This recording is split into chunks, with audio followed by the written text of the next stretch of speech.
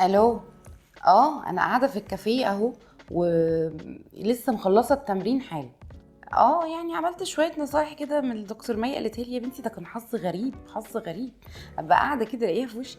ولا استني احسن دي بتيجي هنا كتير. خلينا نتكلم في حاجه تانية. طيب ماشي، بس بصراحه هي طلعت لذيذه. ما جيتيش التمرين ليه؟ طب اوكي يلا باي باي اقفلي. ميكو ازيك؟ والله وحشتيني. اهلا اهلا يا دكتور، جبتي الكوفي بتاعك ولا لا؟ يلا هاتيه كده وتعالي نقعد مع بعض، يعني لو عندك وقت كده اقول لك الحاجات اللي انا عملتها. ده انا نفذت يا دكتور كلام كتير. ها يا ميكو بقى قولي لي، عملتي ايه من اللي اتفقنا عليه؟ عملتي السكين كير روتين الاساسي او البيزك زي ما اتفقنا؟ بصي يا دكتور، انا عملت البيزك روتين زي ما قلتي بالظبط، والنهارده رحت التمرين والله حسيت وشي فريش كده، فريش قوي.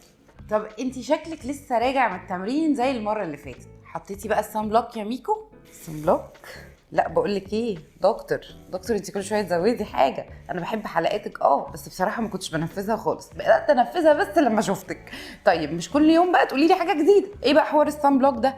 بصي الشركات على فكره بتطلع اشاعات كتير قوي، ويقعدوا يقولوا هيجي لكم بعد الشر امراض، والسكين مش عارف هيحصل له ايه، والكلام ده كله بيع، ده ماركتنج. انا عارفه شغلي يعني ليه علاقه بالكلام ده.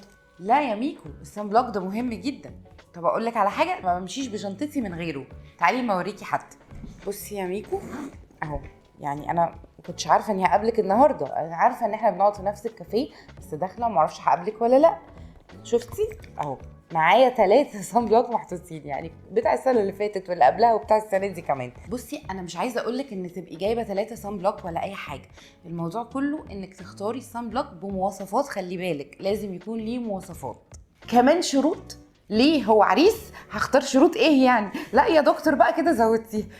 اسفه. بصي طب تعالي نشرب القهوه شويه ونفصل. يا بنتي المواصفات سهله جدا، هاتي بس واحد، ما تجيبيش كله ولا اي حاجه، بس او حتى لو عندك في البيت روحي استخدميه.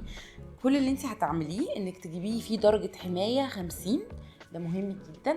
بسيبك بقى من اللي مكتوبه ليه 100، ده اي كلام.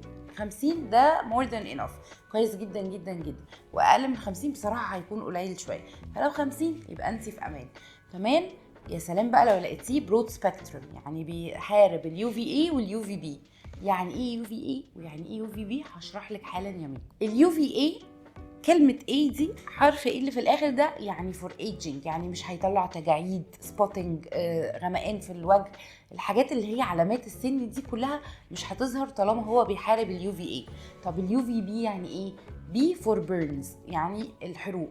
مش هيحصل حروق، مش هتحترقي من الشمس، مش هيحصل ان وشك يحمر زياده. على فكره بقى وقت التمرين ده مهم قوي ان انت تحطي سان بلوك، لان غالبا انت لما بتتمرني بتيجي عليكي الشمس الحارقه او الهارمفul، ودي طبعا بتكون من اول 12 ل 4. قبل 12 انت في امان، وبعد 4 انت في امان ومش محتاجه تحطي السان بلوك. اما من 12 ل 4 فانت لازم تحطيها منكم. ارجع واقول لك تاني يا دكتور، او اقول لك بيويا بقى، خلي يعني البساط احمد دي كده ونبقى اصحاب، ما احنا بينا كافي اهو. المهم اقول لك بقى يا دكتوره انه سعر السان بلوك ده كارثه. ده السنه اللي فاتت كان ب 400 جنيه، ما بالك بقى السنه دي. بصي يا ميكو، بالنسبه لموضوع السعر ده احنا اتفقنا قبل كده لما كنا بنتكلم يوم ما اتقابلنا على السكين روتين.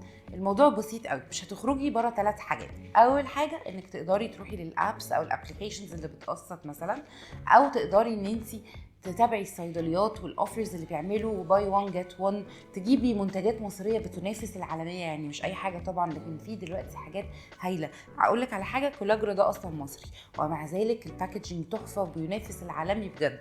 وعايزه اقول لك مثلا ده فيتشي من الحاجات اللي كلنا كنا بنعشقها، بس مش عارفين سعره هيروح لفين. تقومي بقى متابعه الاوفر باي 1 جيت 1، تشتروا مع اصحابكم كده، انت واحده وهي واحده، انت واختك، انت ومامتك. المهم ان انت ما تهمليش في نفسك، وما تنسيش ان الصن بلوك من الحاجات المهمه قوي.